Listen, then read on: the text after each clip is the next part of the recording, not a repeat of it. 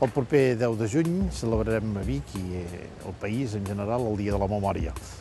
A Vic ressonaran els campanars com ho van fer-ho l'any passat i a mi m'ha semblat que com a resum d'aquesta diada podia llegir un petit fragment que va escriure mossèn Josep Esteve amb motiu d'una exposició que es feia a l'Albergaria l'any 96 sobre el campanar. I diu així, entre altres coses: encara enmig de tanta arquitectura estandarditzada i insulsa, el perfil característic del campanar contribueix a definir la fisonomia d'un poble o d'un determinat sector d'una ciutat.